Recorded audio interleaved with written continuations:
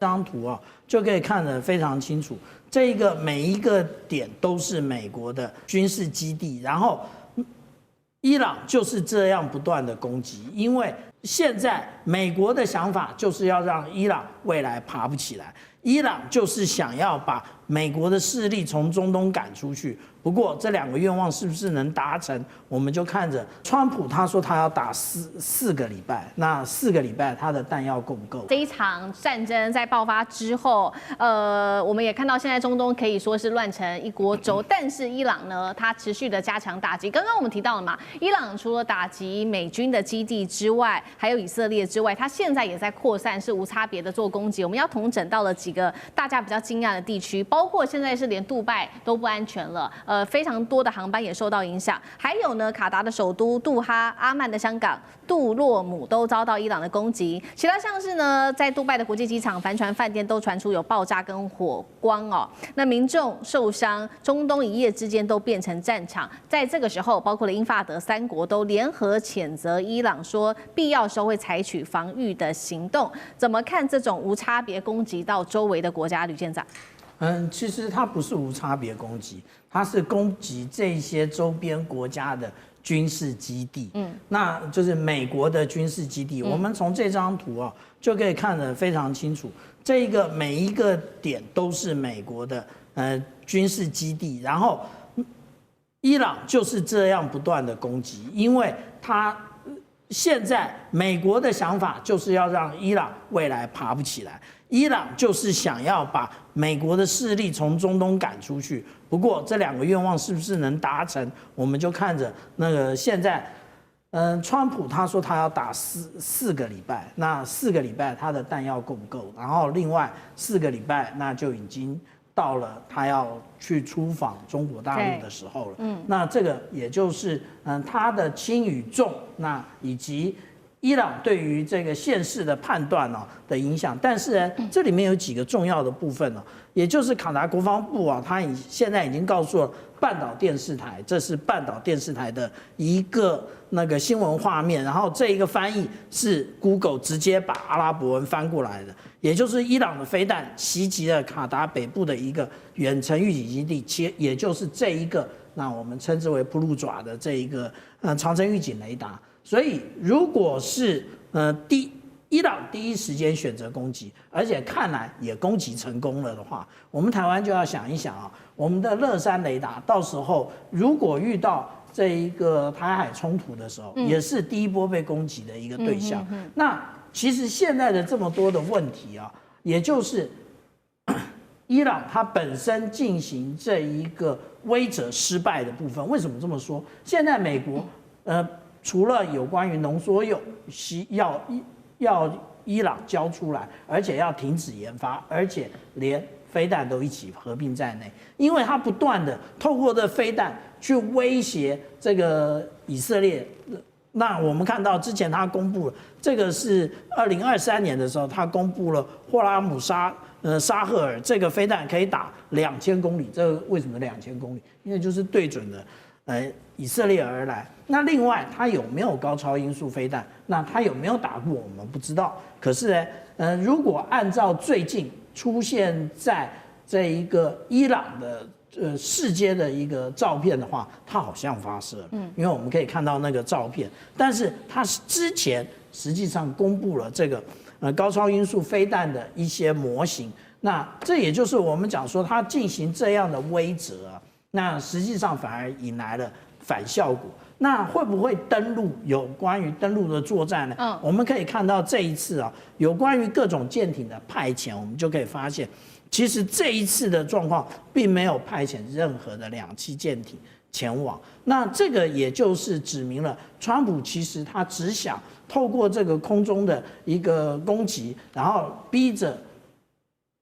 伊朗投降。那另外呢，我们还要继续观察一个部分，我们现在都没有发现伊朗在攻击这个或者是拦截这个对他攻击的各种飞弹或者是各种的这个战机。可是我们却看到了伊朗在拦截这一些无人机的部分，它为什么拦截这些无人机呢？这个其实是我们所看到的 MQ9的无人机啊，那这是美国的无人机，那它这是一个连续画面，那我们就可以看到它又被击毁了。那如果我们要特别注意的是，它这里下面有带一个夹舱啊，那这个夹舱到底是做什么的呢？也就是其实美国这一次，它除了我们所看到的各种军力之外，那它其实还做了那个有关于我们讲到 sensor to shooter， 也就是他在做这个有关于数据链的干扰，也就是他带的是这一种夹舱。所以我们现在知道啊，这每一次的作战其实也是美国对他国的他的武器的一个测试。这一次他已经将这一个对于数据链的干扰已经进行了测试。美国跟以色列对伊朗进行攻击之后，中俄就立刻发出了声明来做谴责。但是我们也要关心说，这个时间点因为比较敏感，因为紧接着3月份就是川习会，3月份的时候，川普就会去访问中国大陆，到时候会讨论中美的贸易关系，还有关税跟台湾议题。那现在也有一个说法是说，为什么川普要在这个川习会之前先去抓了美国的马杜罗总统，然后又斩首哈米尼，是不是要跟这个川习会里面为自己增加筹码，又或是要埋下更多的变数？那委员又怎么解读川普的动作？我倒是不认为川普因为打了伊朗以后，他到中国大陆就比较有本钱对习近平讲话。我不认为这样讲。是为什么？因为虽然王毅讲说应该以谴责，然后这个拉夫罗夫说：“哎呀，你应该谈判。”这是外交官讲的话。哎，你只能什么？你只能谴责。哎，你只能谈判。刚才有文兄讲对了哈，从 O to B， 对与不对绝对是美国不对，以色列不对，但是只要战争一发动，就没有对错是非，只有输跟赢，我们必须要面对这样的一个客观的现实。历史上就是这样子啊，很多讲了一大堆道理，都开战了以后，最后赢的人解释，这个好意外吗？没有好意外的哈。所以对于川普，他当然有他内政上的需要、个人的一些想法，但是他的战略目标很清楚，就是他举出来的台面上说要你废核，要你废导弹啊，要你废弃代理人，然后更重要，要你废弃教师政权。他4个目标啊，很清楚啊。而这个4个目标也是他打这一次真正的战略上的需求。所以他抓马杜罗就是在他公布说大西洋就是整个中南美洲就是我的势力范围，你谁都不敢跟我这样。就马杜罗抓了以后有没有效果？立竿见影，有，我们必须承认这一点。巴西总统卢拉敢讲什么吗？没有。哥伦比亚总统还敢讲什么吗？没有。连那个尼加拉瓜的总统阿特加，川普下令叫他释放所有的政治犯，他乖乖释放啊，连话都不敢吭一声。然后尼加拉瓜，洪都拉斯尼加拉瓜选举，说你如果给我选出个反美，我就揍你一顿。那些选民乖乖投一个中间偏右的选民出来，这个就是立竿见影，你不能当作没看到它的效果。在国际政治上，武力还是很有用的。那你今天打了伊朗了以后，以色列在那边就当美国最大的军事基地啦，它可以牵制中东所有的国家。很多人讲以色列说啊，以色列把美国牵着走，错的。跟美国利用以色列作为它中东最重要的军事基地，其实以色列整个就是美国的军事基地，在战略上来讲，牵制附近所有的国家。所以对于这个美国，因为打了伊朗以后，就强化了它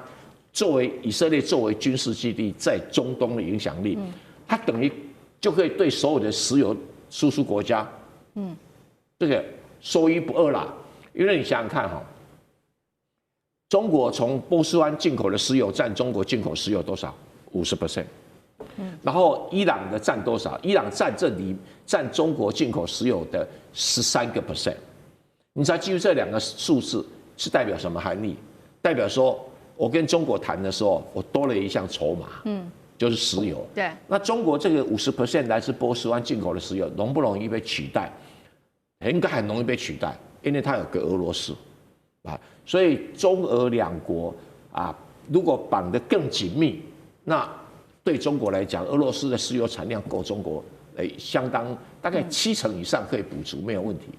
只是在运输的路线上哈，因为没有做好，只有天然气管线做好，石油管线还没有做好，或石油运输系统还没做好。那所以你说要威胁中国，这个也谈不上，这不是中国不能解决的问题啊。那你有人讲说，哎呀，中国就不会让他去北京访问，不会，为什么？因为北京也有很多要从华盛顿要到的东西，所以互有需求。那你说伊朗对中国只是因为面子上比较少啦，伊朗也谈不上中国的盟友啦。那你这个一个朋友被打，你帮他讲2句话也 OK 啦。你说真的为他卖命，那不可能的事情啦。中国有自己的利益啦。我们持续讨论美以现在突袭轰炸伊朗的原因为何？是否也在要颠覆政权，对中俄来做施压呢？我们来看到美国的接连的动作，打了美国之后又打伊朗，是不是也在为接下来的川习会铺路呢？川习会会不会出现什么样的变数？今天这一集我们会持续的一起来关心。好，再看到的是美以联手打了伊朗之后，引爆全球动荡。现在包括中俄也已经出面来表态喊话了。我们先来看到中国外长王毅怎么说。他说呢，美国和以色列在这个伊美的谈判进程当中，那么对伊朗发动袭击不可以接受。那么公然的击杀了主权国家领导人，是鼓动政权更迭，更不可以接受。中方反对并且予以谴责。俄罗斯的外长也出面喊话，他说美国跟以色列对伊朗进行军事的打击，已经严重破坏整体中东局势稳定了。俄罗斯跟中国的立场是一模一样的，俄罗斯希望跟中国一起加强协调与沟通，呼吁立即停止战事，回归外交谈判的进度当中。中俄现在等于说直接两方都已经站出来力挺伊朗到底了，主要原因就是他们在不管是经济上或者是军事上，跟伊朗都有长期的合作，也被视为是重要的盟友。这一次伊朗遭到攻击，同时也当然会打乱中国大陆跟俄罗斯在中东原本的布局。但是我们也来稍微回顾一下，川普在今年他的动作非常的多，打击的对象从先前的委内瑞拉到现在的伊朗，怎么都跟中俄有关系？会不会他剑指的就是中俄，而特别是不是剑指中国大陆？杨老师有怎么解读？我就引一位大家都知道的，就是美国的学者葛兰仪，他在 X 上面发表一篇，他说北京对台自有其自身的时间表跟战略，不会受到伊朗、委内瑞拉或乌克兰的强烈影响。那些纸上谈兵的中台关系专家，括号，应该停止预测习近平会利用每一次全球危机来夺取台湾。其实从昨天到现在我们在台湾也好，不管在美国也好，好多人在说美国攻打伊朗会造成这个两岸之间的稳定啊，还是什么的，一大堆预测都出来。我说这些人真厉害，葛莱伊一下打脸这些人。讲句实在话，王毅跟拉夫罗夫所讲的话对不对？对啊。川普去打一个国家，这是合法的吗？当然是非法的。你有没有找到他核武的证据？没有啊，连那个洗衣粉都没有啊！你不是在谈，人家都愿意去跟你谈。你要打，其实我们刚刚讲了，我觉得他就是为他的这个需要，以及为他的胜利上，以他看到哈梅尼可以大概一次把他给斩首干掉。那可是这种东西就基本上像是一种已经没有任何秩序标准的新君主这种霸权作为。那到了21世纪，你看到川普他的一切是这种裙带资本主义加上新君主主义，就随他的喜欢。那一定有大国要出来讲话，连英国这次都只是同意美国用他的基地，但是英国都没有说我支持这个作为，但是他强调他不参与。欧洲国家都说这会造成严重的影响，只有一个国家第一时间跳出来支持川普，高市早苗。那是因为他们需要川普这个支持来对抗中国。可是，在今天的国际秩序其实已经没有什么秩序可言，强国的随意的作为真的是随他喜欢。那但是这个时候有大国出来讲话，我们就把它去做等号，说你看这个都是跟中国、俄国关系密切，某种程度也许是。那伊朗2015年跟中国大陆谈成了一个几十亿美元的石油方案。但是这一次，举例而言，伊朗每天出口300万桶的石油，大概有80%是往中国大陆。对，就算300万桶都没有，其实对中国影响也不大，因为那个比例很小。那它也可以立即的从俄罗斯跟别的地方取得这个替换，而不像是我们台湾其实从尼米兹从中东来的占我们的原油进口大概是60%，占天然气大概是2%，所以对日本、韩国、台湾影响比较大。因此，这个时候你来说，这到底跟谁关系密切，可能都忘记跟我们台湾关系最密切，所以这个时候，很多这种所谓纸上谈兵的一些战略专家会告诉你，从他的政治的立场或者是意识形态，那美国也是一样，同样会有这样一个说法。可是我们已经回到了一种现实主义的丛林法则了，那这个时候你不需要从所谓的过去的那种思维意识形态来去看待。我觉得中俄在这一次的立场上，当然是觉得美国是跨越界限，可是呢，他也知道这个是现在新的国际丛林法则。那他所说的，也许我们认为是没错，但是又能够影响现实如何呢？美以之间的这一场战争也涉及到了这当中的情报战是成为关键，因为伊朗的高层，不管是哈米尼或者是伊朗的48名的高层，全部都团灭。现在根据了解，是因为在看牙医的时候被渗透追踪在里面有这个追踪器吗？伊朗的政权是不是有可能真的这一次就被颠覆了？他喊出的接下来会有3巨头来接班，真的有机会浮出台面吗？我们今天会一次的来做解读。好，赶快来看到，其实呢，这一次川普说了，他一口气歼灭了哈米尼之外，还有48名是伊朗的高阶官员接班人选。川普说，甚至连这些人都已经被美国给灭了。真的是这样子吗？我们会持续的做关注。那么包括了《纽约时报》跟《华盛顿邮报》也最新披露说 ，CIA 其实追踪了哈米尼长达好几个月的时间，早就已经详细的掌握哈米尼的所有的一个动态跟他的行踪，并且在最后的时候呢，确定了28日早上的时候，伊朗的高层会举行3场的高层会议，那地点也都知道了，包括在总统府、哈米尼的官邸跟国家安全委员会等地之后，美以是立刻调整了他们的攻击计划，就开始展开攻击了。所以当时的 CIA 是把他的这个定位情报偷偷的交给了以色列，于是以色列也就在清晨的时候，突然间战机起飞，向哈米尼官邸投下了30枚的炸弹。那么伊朗的高层几乎在这样的一个情况之下是全军覆没了。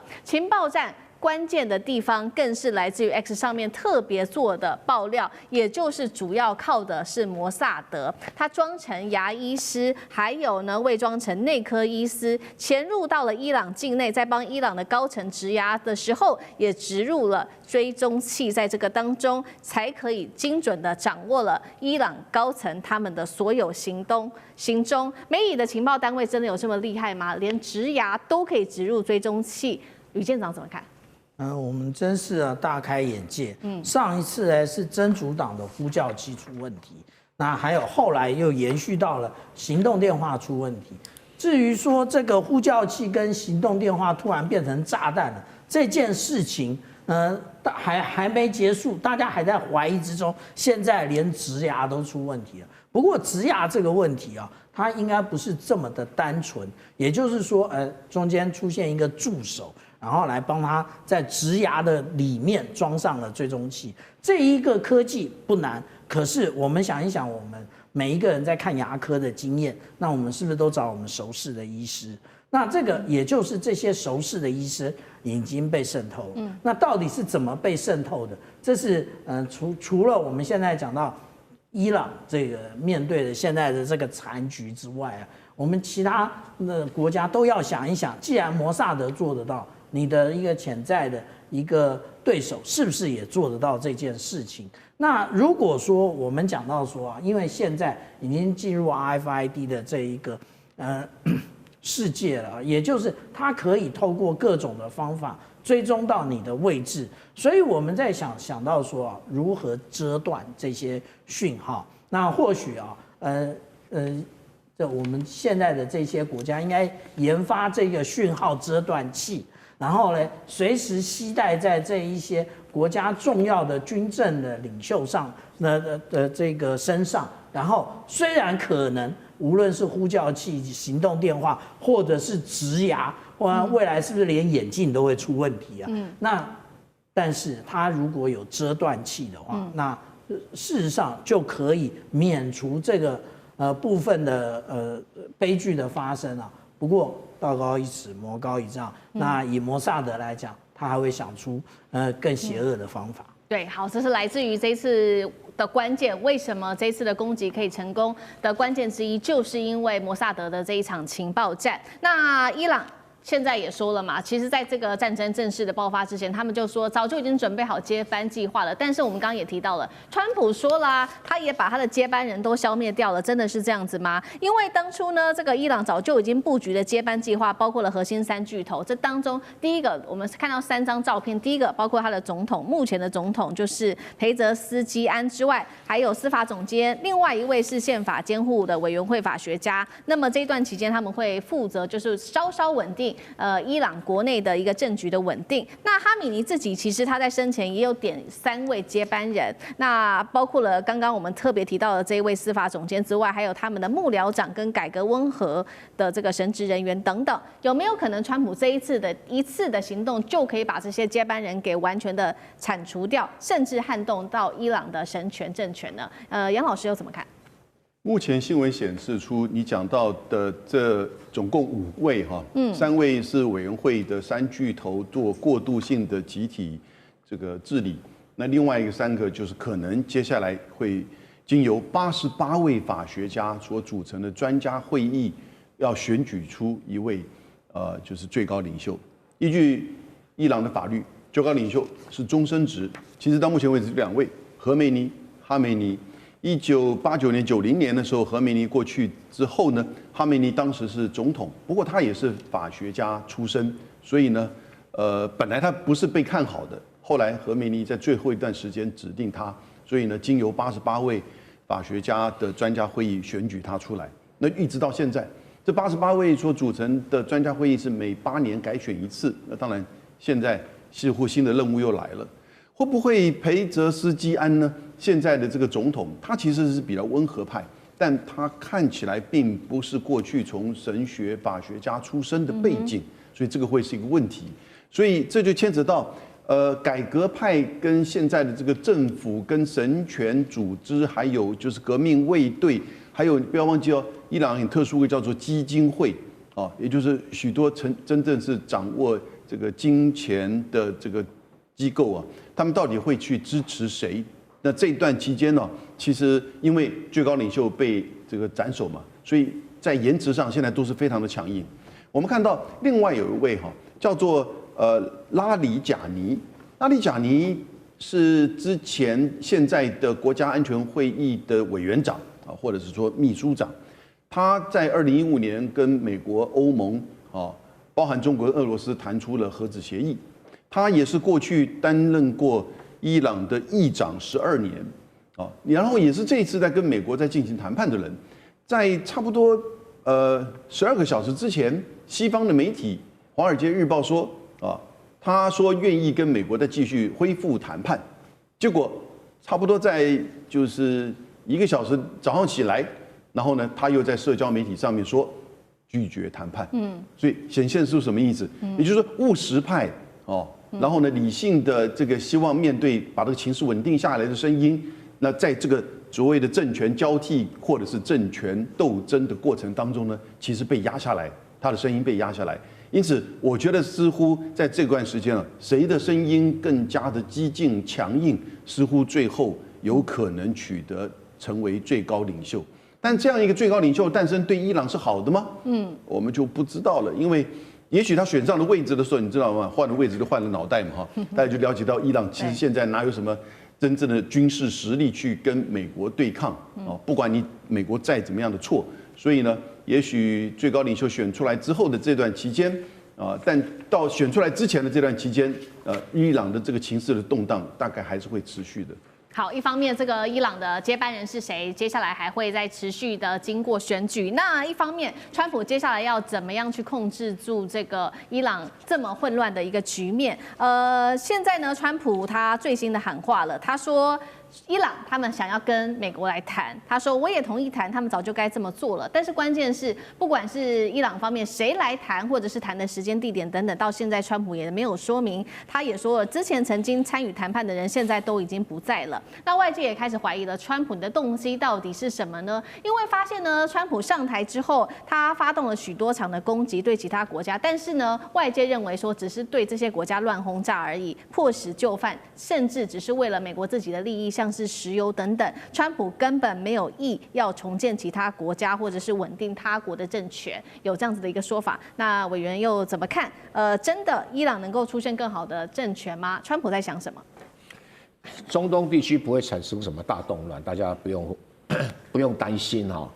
石油价格在开战的时候从72块一下子涨到81块，现在又跌回来74块，那石油商都不担心，你担心什么啊？第二个，这个伊朗内部呢，因为伊朗现在弱化，因为它的经济矛盾越来越严重，它的社会矛盾也越来越大，它的这个民族摩擦也会越来越大。那这个就看不管用什么方式选出来领导人，你如何去面对这个局面。如果不行的话，你还是会像苏联一样垮台啊！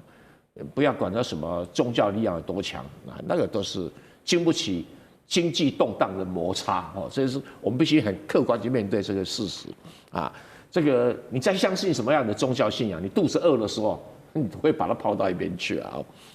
那个大家不要误会哈，那个我们在谈那个什叶派的法学家哈，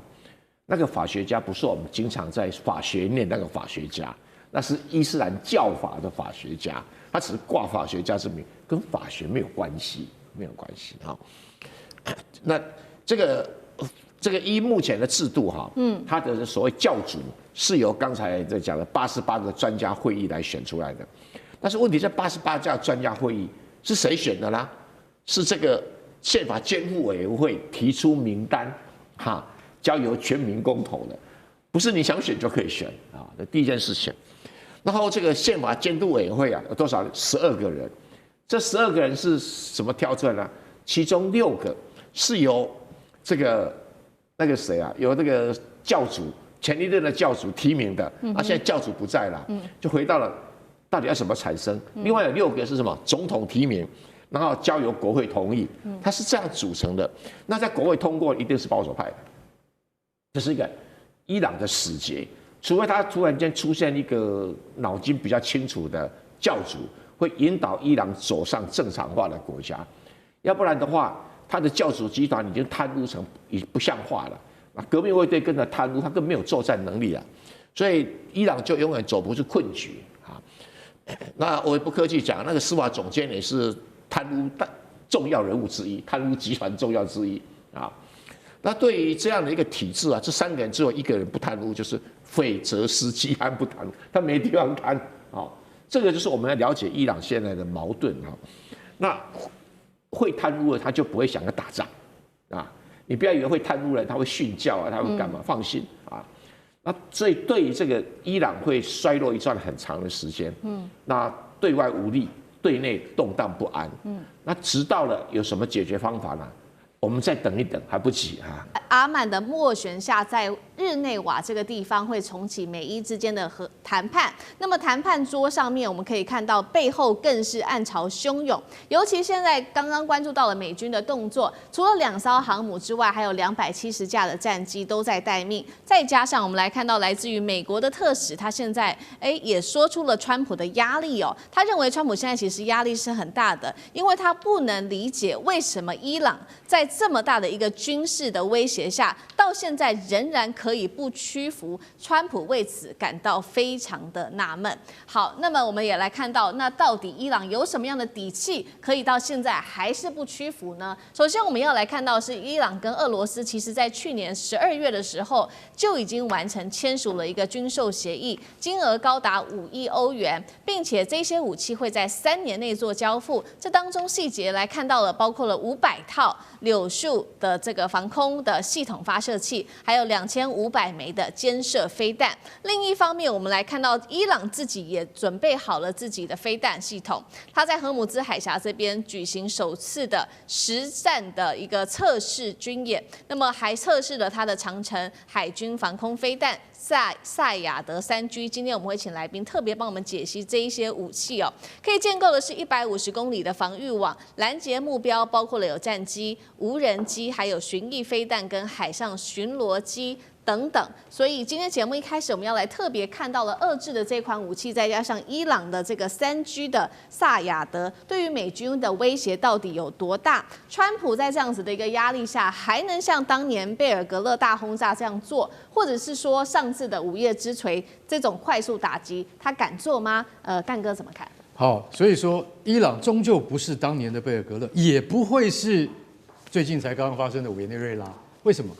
那这一次哈，他从俄罗斯引进了500套柳树。柳树我要特别讲一下，它的就是官方的编号叫9M336啊，那它的前身是9M38、9M34啊，就是针式跟箭式肩射防空飞弹。说穿了，这个柳树飞弹就是单兵带的，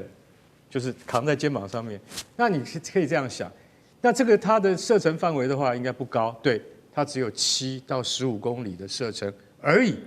但是它会有一个什么效果，你知道吗？就是美国海军又贵又高的那种F-35，那个战斗机，你飞一点点，飞低一点点看看，你如果飞得太低的话，你就会被我的肩射飞弹给打下来，而且你很难从红外线讯机上面去找到发射飞弹的这个士兵，这就是肩射式飞弹的好处。那它继承了以前就像美国的相同的标准的那个飞弹，就是刺针飞弹，我们国军也有啊。其实它的工作原理跟它的性能范围都差不多啊，就是差不多10多公里的射程，有时候甚至到了面前，眼睛已经看到了才打。所以这个就是一种什么？就是最后的一个制止的手段。那但是这次要买那么多的话，我坦白讲一句，很多500套，对，500套发射器，然后再买2500枚飞弹。你知道那一枚飞弹多少钱吗？20万美金。那并不便宜啊，就打出去就是800万台币，打出去就是800万台币，其实并不便宜。那所以说它也经过相当的改良。以前的肩射式防空飞弹只能够什么？只能够对付什么？你飞机发射出来的红外线讯号，它就去追那个热源，去追它。那现在它也可以发展到这个柳树飞弹，它可以主动找目标，主动去追目标，然后呢，它也不会受到另外的电子干扰。所以说，这一种飞弹，其实老实讲一句，是在这俄罗斯的部队里面最新的一种配备。那这次买了这么多，那我们就要讲说，如果美国航空母舰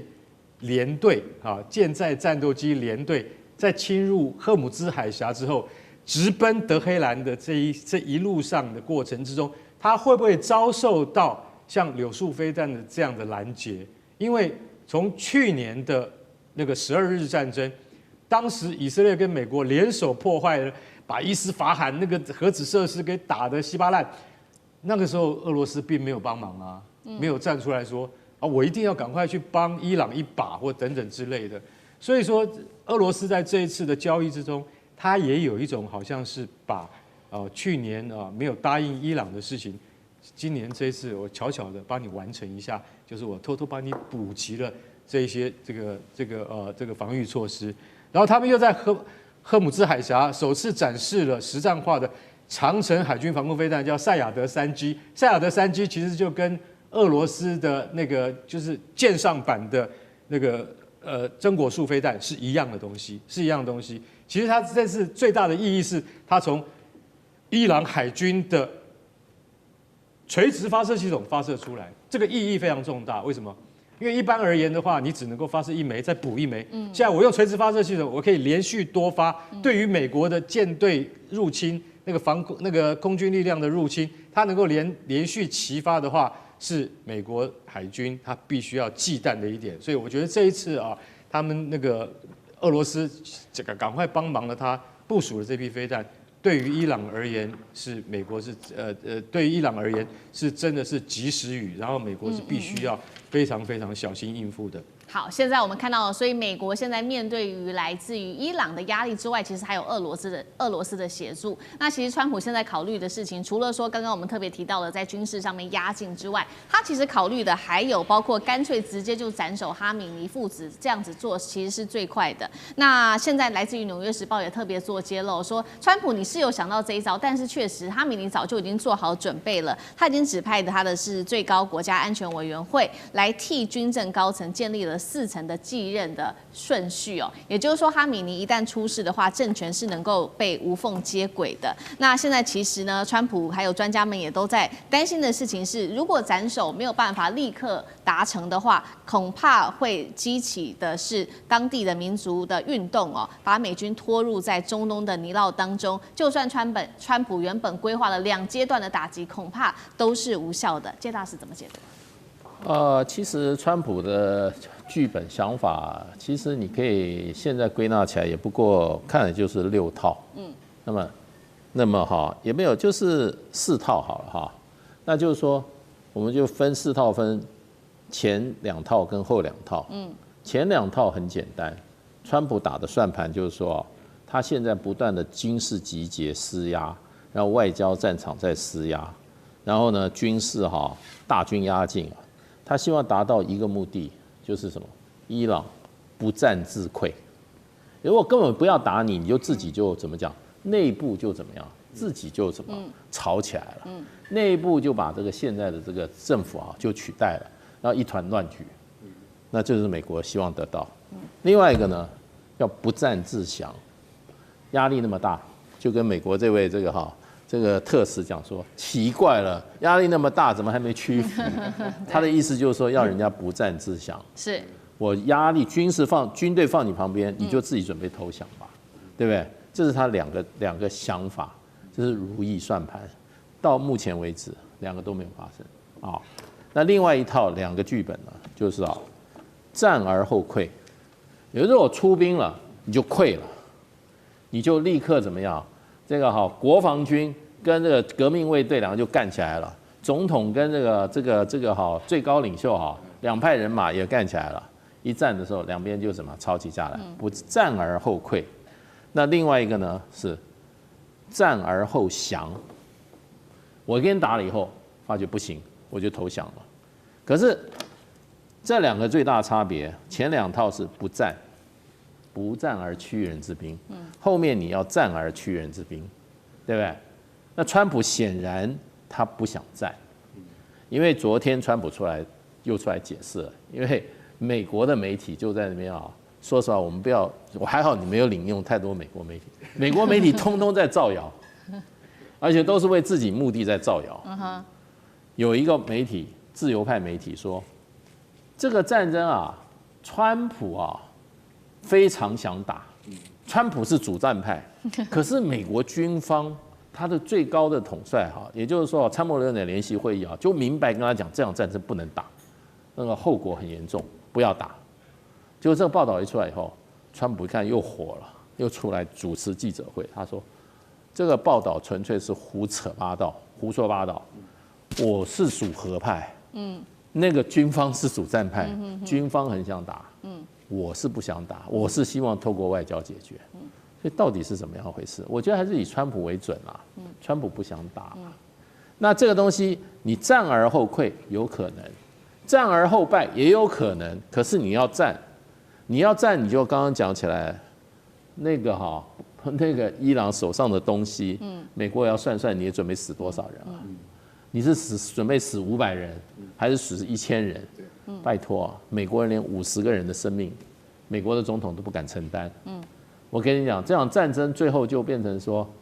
你为何而战，对不对？你为何而战？所以现在川普的问题就变成啊，我觉得他的很大的一个问题就变成，他现在上马容易，军队都叫来，兄弟都叫来，大家都在那边哈，摩拳擦掌，准备要退了哈，就是要火拼了，对不对？那你突然不打，对，那这些来的人就说你开我玩笑，那其他在那边吃瓜群众也在想说啊，你又来了，你又他口了，对，所以上马很容易，现在川普最大问题怎么下马？哎，那这个下马我们就看川普到底是什么，小打一下就跑呢，还是根本就找一个理由呢，就夹着尾巴就把军队送回去？美国记者已经讲了，美国媒体讲说，如果不打的话，这是平时美国历史上最大的一次威慑行动，成本是最高的一次，不打，可是呢，钱花的是最多的一次。好，现在川普打也不是，然后不打也不是，那反倒哈米尼都已经把他的4任的继任者都已经准备好了，现在看起来是鱼死网破吗？那总编辑又怎么看？其实我非常同意刚才大使讲的哦，其实川普不想打，为什么？川普上来，我们都知道，他最重要的政治目的就是要复兴美国。那整天打仗对美国来讲，如果他亲自下海，他不能复兴美国，美国会进一步衰弱。当然，对川普来讲，最理想就是像俄乌战争这种形式代理人战争，他军工企业各方面能够这个割韭菜，但显然伊朗目前的形势并非如此哦。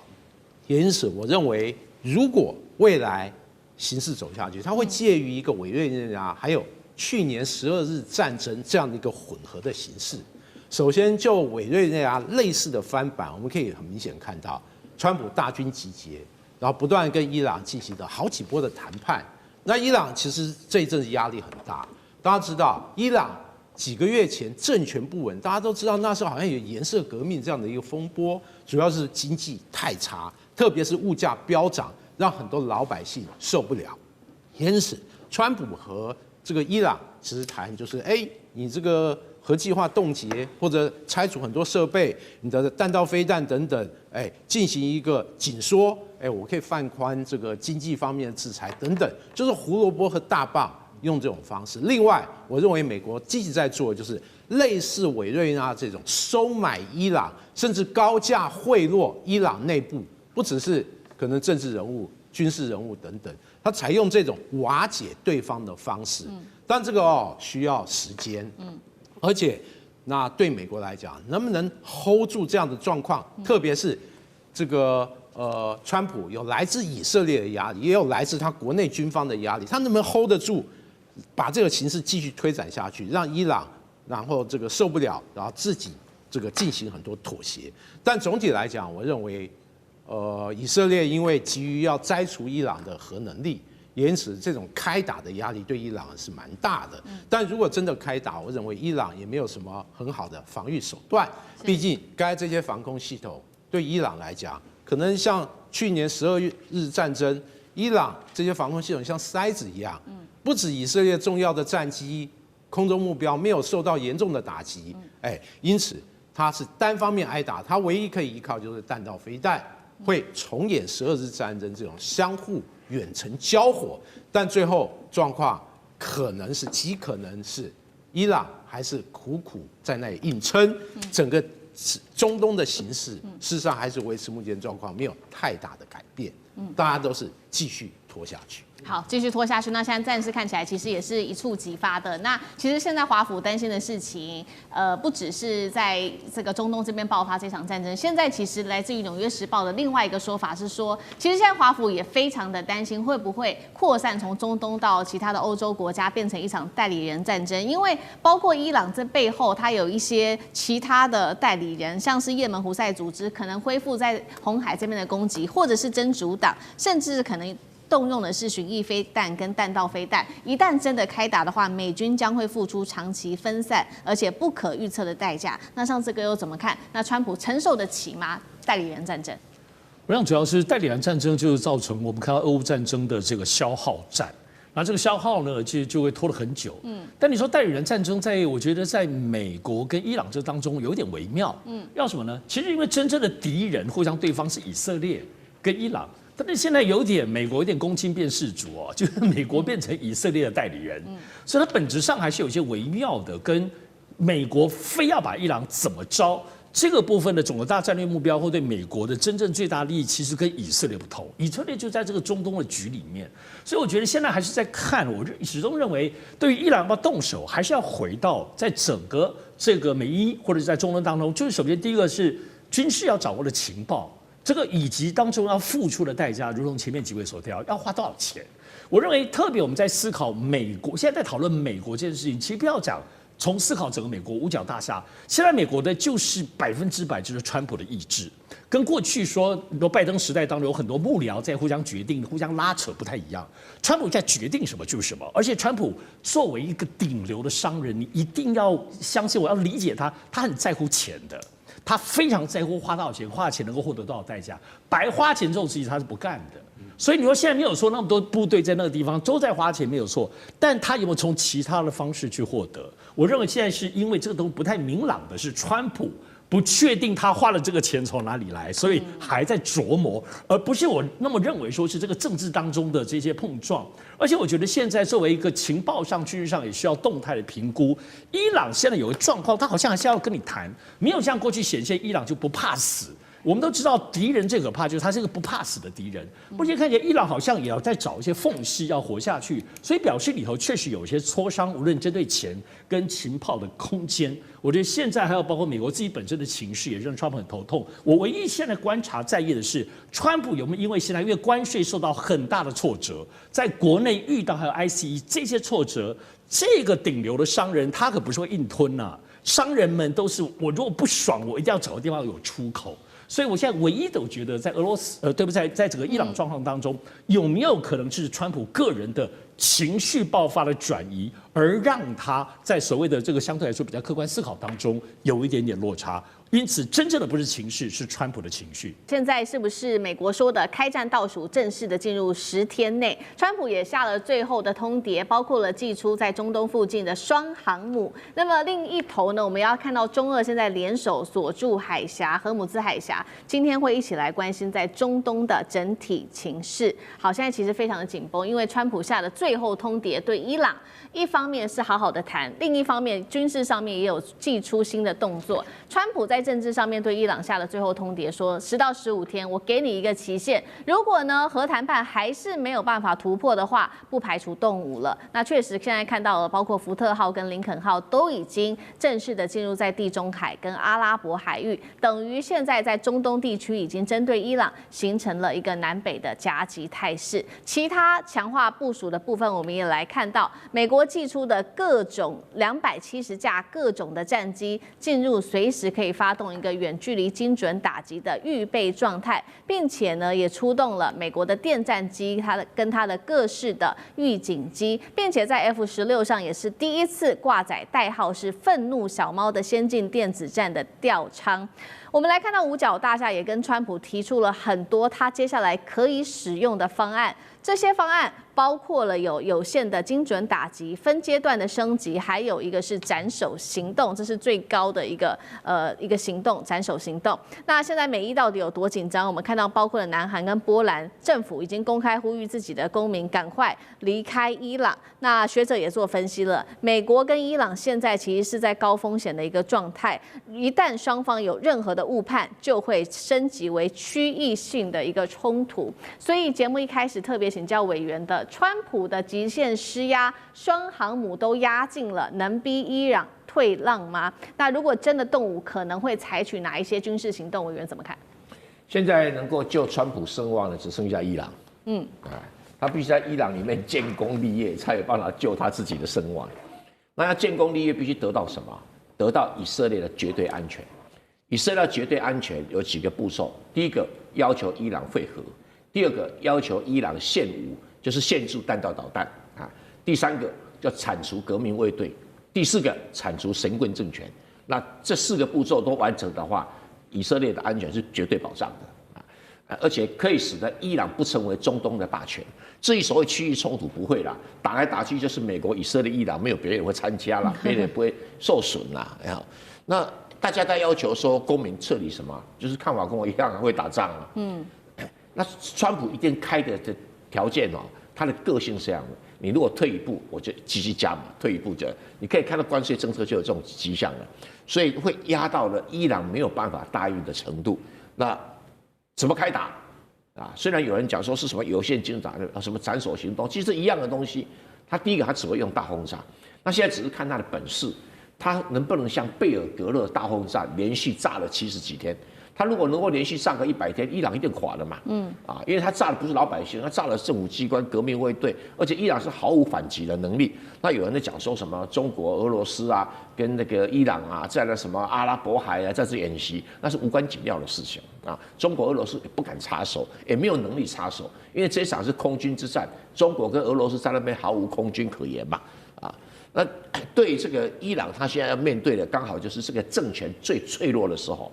他这个经济搞垮了，社会声望也搞垮了，政治的这个所谓威望全部都没有了。那这个就是美国推翻这个政权最好的时机。那有人说，哎呀，大部队没有上去就没办法推翻，这个跟阿富汗不一样啊。阿富汗是说你要重建一个政权，你要保护新政权才需要这么做，他根本要成立政权啊，他就把老的政权把炸得稀里哗啦的，让他到处跑，瘫痪掉就可以了。因为他现有的国防军就有机会，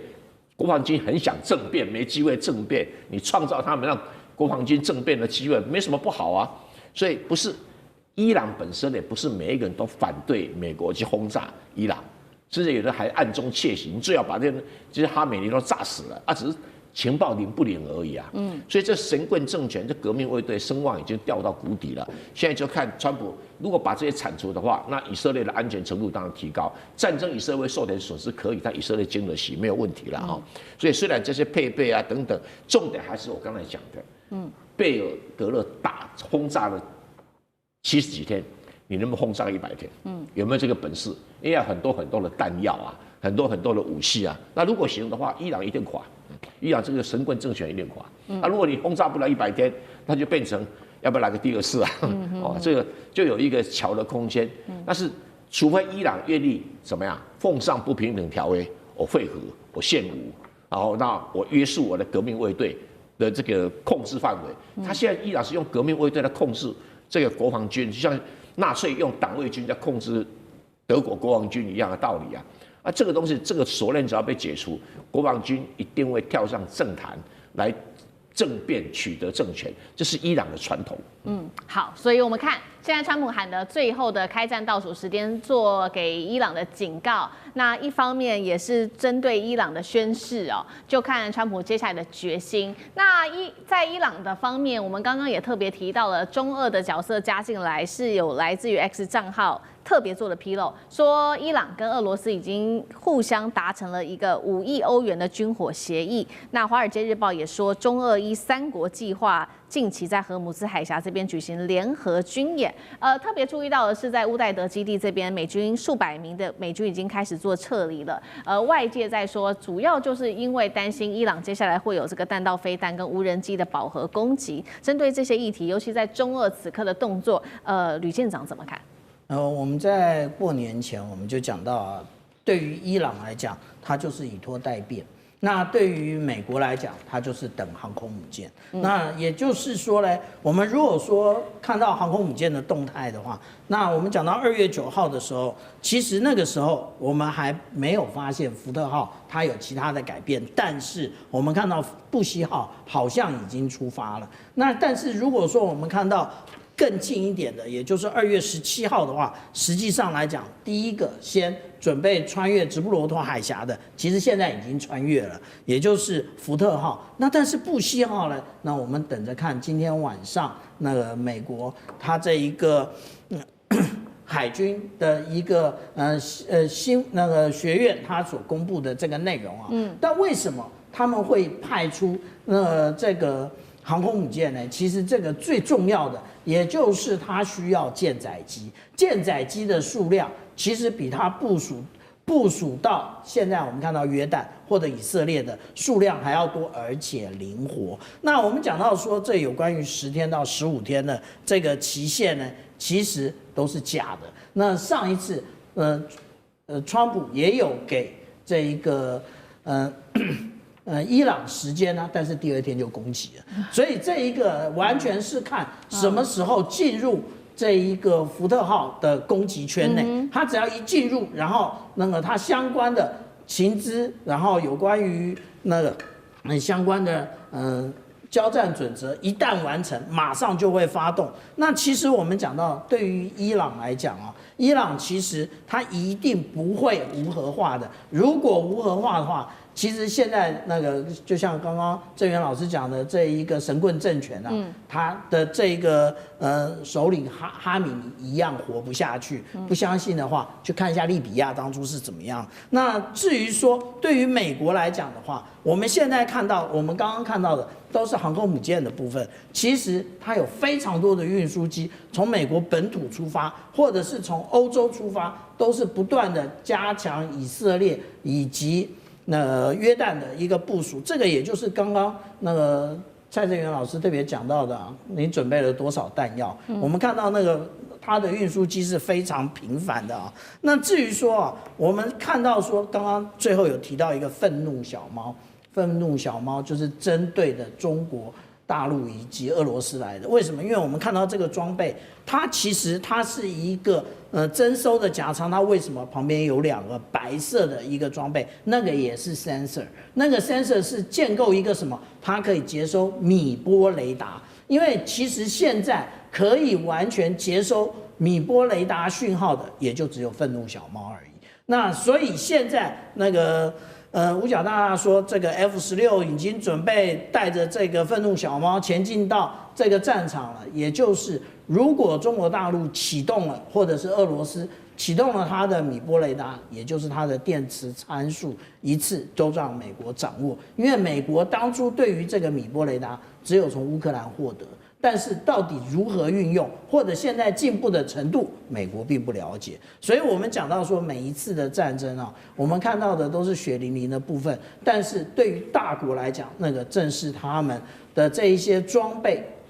角力的最佳时刻。好，这个是我们看到美国在外部针对伊朗做了极限施压，但是内部我们也要来看到是不是它也影响到，希望能够影响到内部的政权来做一个政权的更换呢？因为最新消息是美国的特使他说了，接受川普的一个指示，会会晤伊朗的前王储。那刚好伊朗现在比较敏感的是，他的大学正在爆发反政府的示威，所以现在看起来一边是会晤王储，一边内部有示威，是否现在美国透过外部势力要推波助澜，帮助伊朗来推翻他现在的政权？杨老师又怎么看？我觉得他当然在内外都在用一些非军事的方式，经济制裁已经是几十年了，然后呢，外交上的压力，那同时内部的这种可能的鼓励或者是渗透，我觉得大概都有，但大概都不会是太关键，因为在现在大学的示威大概只有几百人。那个王储呢，他在海外很支持，可是在伊朗内部呢，其实我们很难去判断他是不是还有足够的这个支持的力道。那因此，美国现在的确在思考，就是所谓的后哈梅尼时代是怎么样的一个方式。可是现在从美国的媒体看起来，我看各方面的报道，他们认为这个礼拜会先小打。也就是说会先这种教训式的，然后呢，飞弹攻击式的啊，去打一波。打一波之后呢，川普已经在问了，那这个时候为什么伊朗不投降？他明知道已经撑不下去了，所以他大概知道伊朗等待你这个小打，看能不能撑得过去，然后是不是美伊之间会进行协议？那这个协议当然美国的要价就很高，伊朗是不是能够去负担？啊，不是只有核协议就会满足的。美国基本上是要削弱哈梅尼政权的控制，然后呢，逐步的去瓦解，因为他知道这整个伊朗最后的关键，核是一个问题，但是呢，整个神权政权才是真正的关键。所以，可是你要去完全的去让在这个时代，在这个时间点去产生就是政权更替那个代价可能很高。你光不知道你武器的库存够不够，你产生的这个区域冲突会如何等等之类。都会有一些影响，所以他最好的方式，也许是认为说，先来小打，产生协议，让伊朗整个神权政府这个削弱，然后呢再做更替。可是这个话能不能够真的那么美好的去推动哈？可能是不是川普最后还是需要一种蛮大规模的攻击之后，伊朗政府才会真正的退让？而伊朗政府，美国到底要伊朗政府只是退让，还是说要伊朗政府立即的败亡啊？他可能也在面临到不断的评估。